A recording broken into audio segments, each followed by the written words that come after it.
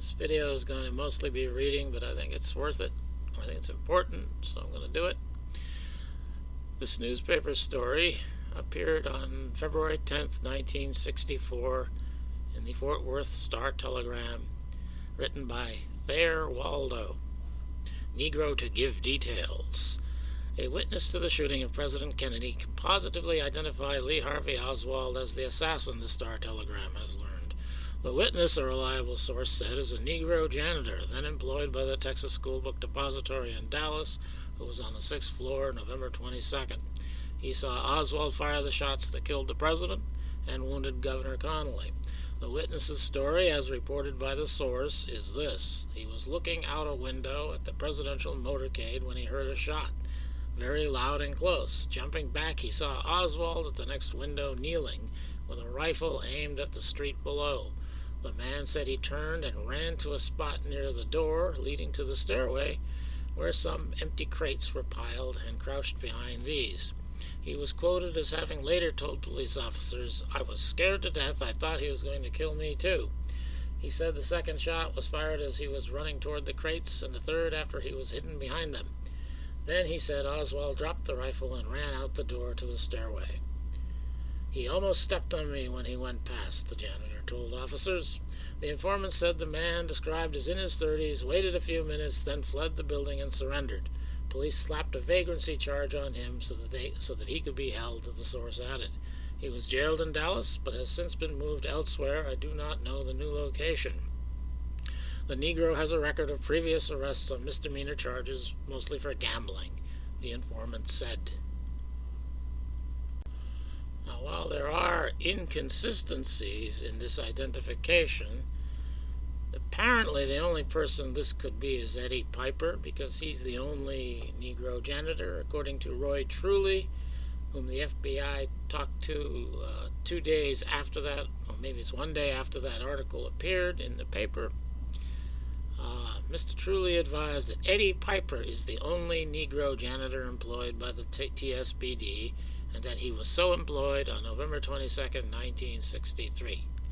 Mr. Truly stated Piper is in his 50s and is still employed at the TSBD. Now note the article said the man was in his 30s, so that detail does not match up.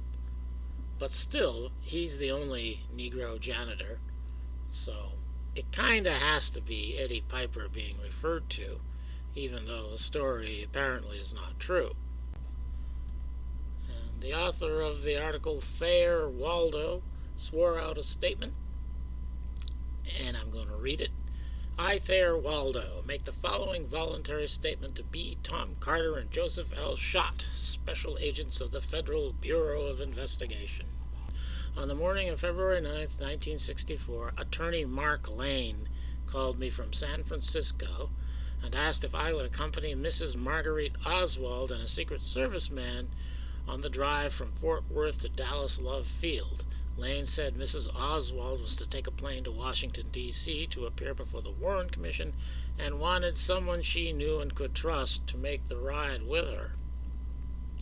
I went to Mrs. Oswald's house shortly after noon. 2 men were standing by a car in the driveway, and one greeted me by name, saying, "I'm Mike Howard."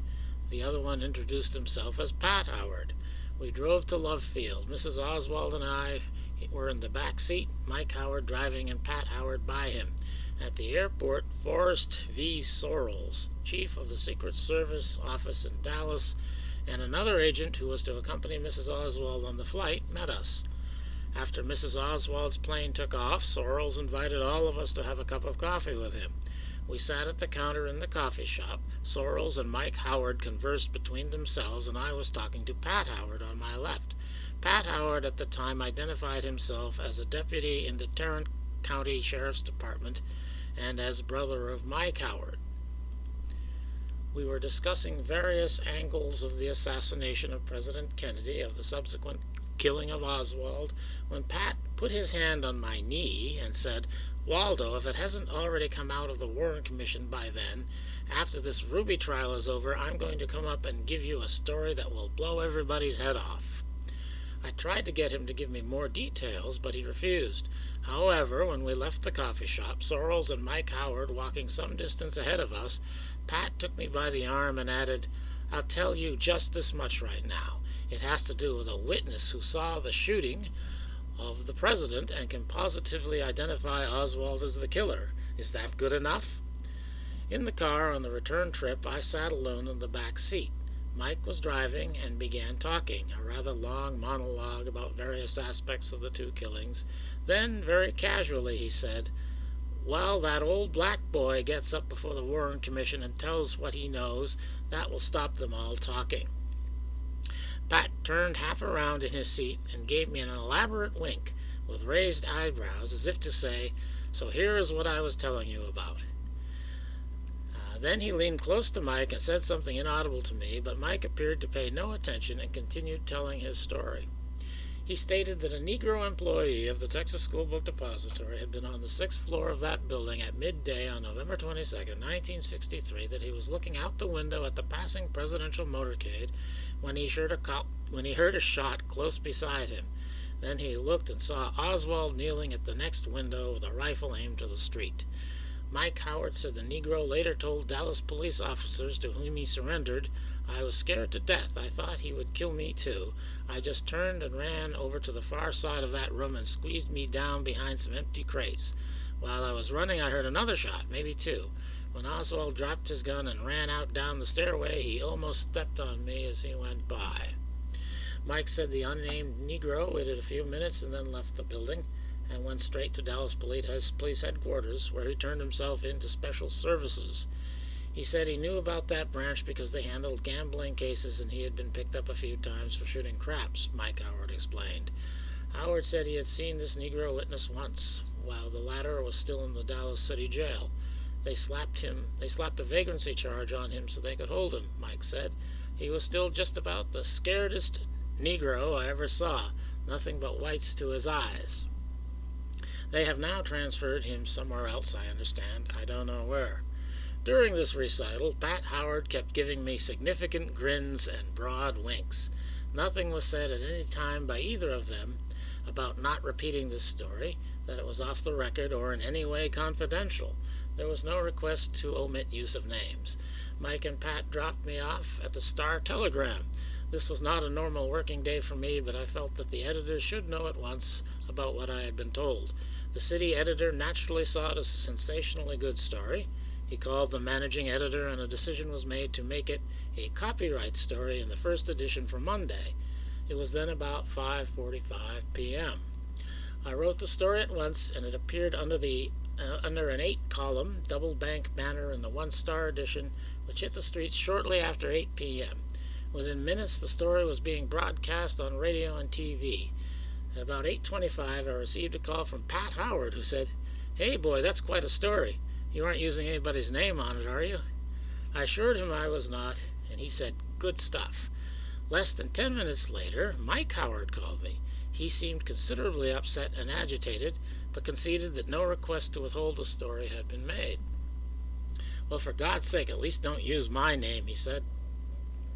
I told him I had not and would not. So the way I see this is that Thayer Waldo was set up by Forrest Sorrells, even though Forrest Sorrells did not tell the story, and he actually wasn't present while the story was being told. He was in charge of the meeting they went to. He's the agent in charge in Dallas for the Secret Service. Thayer Waldo knows that. And so to him, Thayer Waldo, this story is genuine. It's coming from a reliable source. And they even drop him off at the newspaper after they give him the story. So, of course, they're expecting him to write the story. And it was planted in order to implicate, without naming, Eddie Piper. And yet, it's a false story that can be proven false. It's got poison pills in it. And yet, Eddie Piper is the only person who could be implicated by it, because he's the only Negro janitor at the Texas School Book Depository. And not only that, Eddie Piper is also implicated by the Warren Commission testimony of Arnold Rowland, who described to the Warren Commission, apparently for the first time to anybody, though he claims he had told the FBI about it earlier, but it appears in no reports, told the Warren Commission that he saw an elderly Negro in a sixth-floor window, the sniper's nest window. And this elderly Negro, once again, has to be Eddie Piper if it's a real story. And when Forrest Sorrells was asked at the Warren Commission about Arnold Roland, he pretended to not even remember Roland's name. Yet, less than 2 months prior to that, he had submitted to his boss a substantial report on Arnold Roland. He calls them rough notes here, but this is a very extensive report on the criminal history and life history of Arnold Roland, who's very young. I think he's 18 at the time of the assassination. But he has an extensive police record, and he's quite a character, and I don't think Forrest Sorrells could possibly forget his name after having read that, or maybe he even wrote it, I don't know. But I think he's pretending to the Warren Commission that he's not very aware of the Arnold Roland story, and yet I think it's clear that he is, and Roland seems to be a Sorrells-controlled witness. So here we have Arnold Roland implicating Eddie Piper being a Sorrells-controlled witness, and we have the Thayer Waldo story being a false story planted under the direction, apparently, of Forrest Sorrells. So we've got Forrest Sorrells essentially implicating Eddie Piper as being aware, or at least being on the sixth floor during the shooting, and perhaps the implication that he might even be involved, or at least see, it's not a matter of this trying to be proven, but I think the point is to scare Eddie Piper. They want to coerce him to say something that isn't true. I think that's the purpose of this Forrest Sorrells campaign, to implicate Eddie Piper. It's not that they want to convict him of anything, they just want him to say something. And this is the only thing I see that Piper said that qualifies, I think. I made a couple of deletions here for the sake of brevity.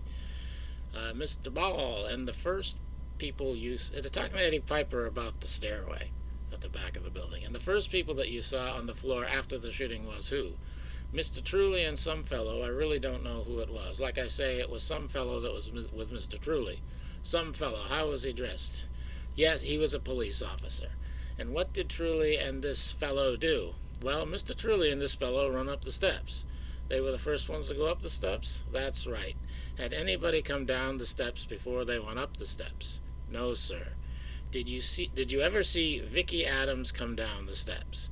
No, sir, I don't know about that. If she said she did, it was after I got over here and walked over to the back door. Did Vicki Adams come down before Truly and the man went up the steps? No, sir, she didn't do it. Now, this is, no, sir, she didn't do it. That's a denial. It's unnecessary. In the context, he would just say no, I think. But I think he knows what he has to say. He knows what he has to deny. And what he's denying is that Vicki Adams came down the steps before Truly and Baker went up. That's what they wanted Piper to say. They wanted to discredit the timing given by Vicki Adams. And I don't have the time in this video to explain why that's important, but that's the point. That's why Piper was being coerced, so that he would lie about Vicki Adams coming down the stairs. And if we look at the sequence of events here, the Negro janitor story is published February 10th, 1964. Arnold Roland tells his tale about the elderly Negro in the window. A month later, March 10th, 1964. And then Eddie Piper, after that, denies Vicki Adams. The sequence of events is consistent with my thesis here, that Forrest Sorrells, who's managing all this stuff, is setting up Eddie Piper to feel the heat, so that Eddie Piper will tell the tale they want him to tell, and that's that Vicki Adams did not come down the steps before Baker and Truly went up.